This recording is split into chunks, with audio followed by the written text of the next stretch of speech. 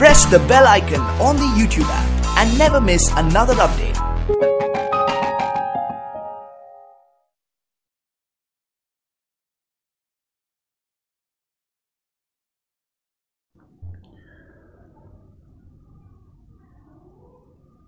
ગણિત અમૂર્તતા તરફ લક્ષ્ય કરે છે. ગણિત અમૂર્તતા સંબંધિત હોય છે. ઉદાહરણ તરીકે, આજે એક પિતાની ઉંમર એમના પુત્રની ઉંમર કરતાં 2 ગણી છે. 30 વર્ષ પહેલાં એમની ઉંમર એમના પુત્રની ઉંમર કરતાં 4 ગણી હતી, તો પિતાની ઉંમર શોધો. એનો જવાબમાં ધારો કે આજે પિતાની ઉંમર x ધારીએ તો આજે પુત્રની ઉંમર x/2 છે, કારણ કે અડધી થઈ. કારણ કે આપણને સવાલમાં કહ્યું છે કે પિતાની ઉંમર એ પુત્રની ઉંમર કરતાં 2 ગણી. એનો મતલબ કે પુત્રની ઉંમર એ પિતા કરતાં અડધી છે. તો એટલે પુત્રની ઉંમર અહીંયા આપણે x/2 ધારી છે. કારણ કે પિતા પુત્ર કરતાં 2 ગણા અને પુત્ર પિતા કરતાં અડધી ઉંમરનો છે. હવે 30 વર્ષ પહેલાં એટલે કે પિતાની x હતી, આપણે પિતાની x ધારી, પુત્રની x/2 ઉંમર ધારી. હવે 30 વર્ષ પહેલાં એટલે કે x ઓછા 30 અને પુત્રમાં x/2 ઓછા 30. હવે 30 વર્ષ પહેલાં પિતાની ઉંમર પુત્રની ઉંમર કરતાં 4 ગણી હતી. માટે બંનેની ઉંમર સરખી કરવા માટે પુત્રની ઉંમર સાથે 4 વડે ગુણવું પડે. માટે પિતાની જે x-30 ધારી હતી અને ત્યાં પુત્રની છે x/2 - 30. હવે આપણે પુત્રના અંદર 4 વડે ગુણવું પડશે. એટલે જો બીજા સ્ટેપમાં પુત્રની ઉંમરમાં x/2 ઓછા 30 સાથે 4ને ગુણ્યો. હવે 4 કૌંસની બહાર છે, કૌંસની અંદર 2 પદ છે, એ બંને પદ સાથે 4નો થશે ગુણાકાર.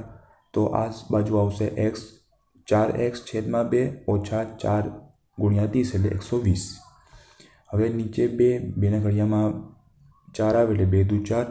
તો x ઓછા 30 બરાબર 2x ઓછા 120.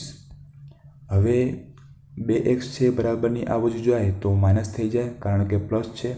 અને આ બાજુ -30 છે બરાબરની આ બાજુ આવશે તો પ્લસ થઈ જશે. તો આપણું નવું સ્ટેપ આવશે x ઓછા 2x બરાબર -120 પ્લસ 30. હવે x ઓછા 2x એટલે 2xમાંથી 1x જાય તો 1x વધે, ને આ બાજુ 120માંથી 30 બાદ કરીએ તો 90 વધે, એટલે x બરાબર 90. તો આપણે x ધાર્યું હતું પિતાની ઉંમર, એટલે પિતાની ઉંમર થઈ 90 વર્ષ, અને પુત્રની ઉંમર ધારી હતી x/2. x આપણને મળ્યો 90, તો xની જગ્યાએ 90 મૂકીએ તો 90/2, તો 45 દુ 90, એટલે પુત્રની ઉંમર 45 વર્ષ થાય. પ્રસિદ્ધ ગણિતશાસ્ત્રી એલ બર્સે કહ્યું કે ગણિતની શક્તિની અમૃત છે. ગણિતમાં બેધ્યાનપણું આવશ્યક છે. ગણિતના નવા ક્ષેત્રો બીજગણિત છે. ગણિતની બીજગણિત શાખાએ બેધ્યાનપણાના સાથે સંબંધ ધરાવે છે. હવે નવું ટોપિક છે ગણિત શિક્ષણનું મહત્વ. ગણિતનું શિક્ષણ એ સામાજિક, આર્થિક, સાંસ્કૃતિક દરેક સ્તરોના સાથે સંબંધ રાખે છે. ગણિતમાં મહત્વના સૈદ્ધાંતિક અને વ્યવહારિક પક્ષો હોય છે. ગણિત રોજિંદા જીવનની સમસ્યાઓનો ઉકેલ મેળવવામાં મદદરૂપ બને છે. બીજા અને વિસ્તારમાં ગણિતનું મહત્વનું સ્થાન છે. ગણિત એ પરિશ્રમનું કેન્દ્ર છે. ગણિત વિદ્યાર્થીઓને વિચારવાની વિધિ શીખવે છે. હવે વાસ્તવિક જીવનની પરિસ્થિતિઓમાં ગણિત એના અંદર છે. ગણિત દુનિયાની દરેક રમતોમાં ઉપયોગી છે. જેમ કે ક્રિકેટમાં ખેલાડીની સંખ્યા ગણવા માટે, રન ગણવા માટે, વિકેટ ગણવા માટે ગણિતનો ઉપયોગ થાય છે. એવી રીતે ફૂટબોલમાં કે ટીમની કેટલી સંખ્યા છે, ખેલાડીની કેટલી સંખ્યા છે, કેટલા ગોલ કર્યા છે વગેરે રમતોમાં ગણિતનો ખૂબ ઉપયોગ થાય છે. ખેડૂતો ગણિતનો ઉપયોગ કરે છે, જેમ કે જમીનનું ક્ષેત્રફળ માપવું, જમીનની માત્રા માપવી, મજૂરોની સંખ્યા વગેરેમાં ગણિતનો ઉપયોગ થાય છે. આમ ગણિત જીવનમાં બધા જ ક્ષેત્રોમાં વ્યાપ્ત હોય છે. હવે ગણિત અને જ્ઞાનની બીજી શાખાઓ.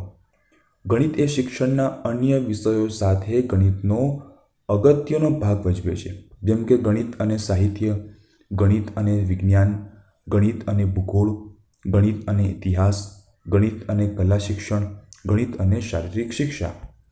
એમાં ગણિત અને સાહિત્યમાં સાહિત્ય લખવા માટે, કાવ્યો લખવા માટે પણ ગણિતનો ઉપયોગ કરવામાં આવે છે, જેમ કે કવિતાને લાઇનમાં લખવી, નિર્ધારિત શબ્દોમાં લખવી વગેરે ગણિતનો ઉપયોગ સાહિત્યમાં પણ થાય છે. ગણિત અને વિજ્ઞાન. વિજ્ઞાનમાં ગણિતનો ખૂબ જ બહોળા પ્રમાણમાં ઉપયોગ થાય છે, જેમ કે પાણીને 100°C તાપમાને ઉકાળવું, દબાણ, કદ, ગતિનું માપન કરવું, સજીવમાં વિકાસ માટે ગણતરી કરવી વગેરે વગેરે વિજ્ઞાનમાં ખૂબ બહોળા પ્રમાણમાં ગણિતનો ઉપયોગ થાય છે. હવે છે નંબર 3 ગણિત અને ભૂગોળ. તો ભૂગોળમાં પણ અક્ષાંશ છે અને રેખાંશ દર્શાવવા, પર્વત છે, જમીનની માપણી વગેરે આ બધાના અંદર ગણિતનો ખૂબ ઉપયોગ થાય છે. નંબર 4 છે ગણિત અને ઇતિહાસ. ઇતિહાસમાં ઘટનાઓને સમય પ્રમાણે યાદ રાખવા, ઈસવીસન યાદ રાખવી વગેરે ઇતિહાસમાં પણ ગણિતનો ઉપયોગ થાય છે. નંબર 5 છે ગણિત અને કલા શિક્ષણ. કલામાં પેઇન્ટિંગ, રેખાચિત્ર વગેરેમાં રેશિયાનો ઉપયોગ કરવો, એમાં પણ ગણિતનો ઉપયોગ થાય છે. ગીત વગાડવું, નાચવું વગેરેમાં તાલ, લયમાં ગણિતનો ખૂબ જ ઉપયોગ થાય છે. ગણિત અને સમસ્યાનું સમાધાન.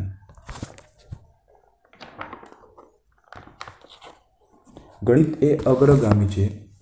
વિદ્યાર્થીઓના સમસ્યાનું સમાધાન કરવાની યોગ્ય ગણિતીય જ્ઞાનાર્જન પર નિર્ભર કરે છે.